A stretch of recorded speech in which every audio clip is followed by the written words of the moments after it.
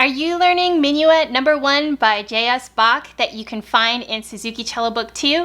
Then this is the video for you. Hi, my name is Liz from Cellomoji.com, and I give you tips so that you can learn all of your songs on the cello. This is part of my slow play series where I purposely play through the songs slowly so that you can hear all of the pitches and the rhythms and how they fit together with the accompaniment. So keep in mind, I am purposely playing through this song slowly at quarter note equals 60. I am taking the repeats in this song, but I am not slowing down because I'm already playing it at a slow tempo, so this will be good for you to remember that. This is in the key of C major, so I encourage you to practice your 2-octave C major scale. And notice that the time signature is 3/4.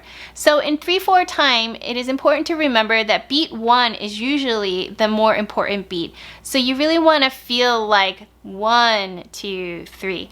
1, 2, 3. So where 1 is maybe a little bit weightier than 2, 3. And this will be really important to remember when you are bowing through this song, to really emphasize beat 1 and maybe not the other beats. So when you get to measure 5 and 6, this is where we're utilizing the shift and not the stretch. A lot of people at first, they really try to stretch for these notes as opposed to moving. So it's also important to remember that your thumb has to move while you are reaching for that C and then the A. The same thing happens in measure 13 and measure 14 as well. So another thing to remember is when you're playing measure 5 and 6 and 13 and 14, you really want to prepare your hand across 2 strings. So even though there's the shift, I'm shifting down to this C, I don't want to just leave my pinky up here. I want to have it down at the same time as me trying to play this C. So in fact, I'm putting 2 fingers down when I'm doing this shift.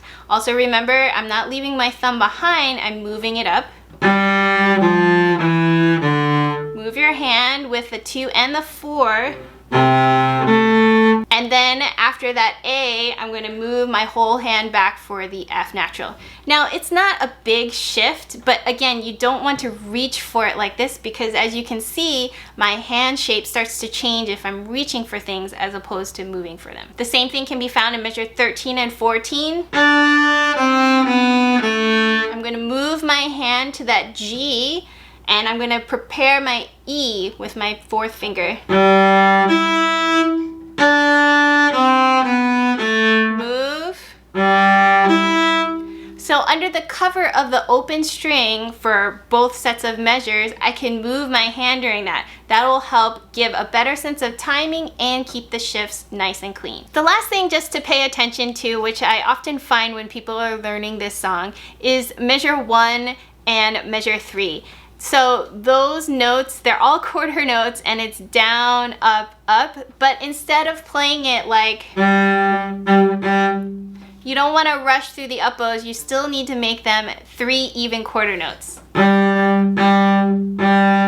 So that means you really have to save your bow when you're doing the up bow. So if your down bow goes out this much, then 1 note and then the 2nd note. Same thing in measure 3, you really want to save your bow when you're doing the up bows so that all of the 3 quarter notes will come out even, as opposed to, you don't want to rush through those 2 up bow notes. So here's the slow play of Minuet number 1 by J.S. Bach.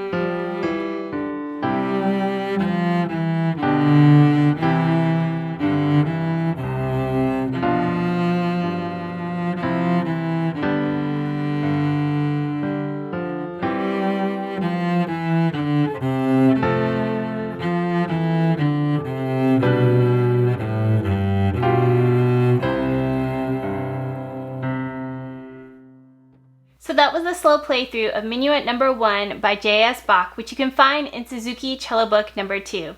If you liked this video, make sure to give me a thumbs up and hit that subscribe button and the bell next to it so you won't miss out on any other Cellomoji videos. Be sure to check out some other tutorials as well as some other slow play series songs that you can find on your screen right now.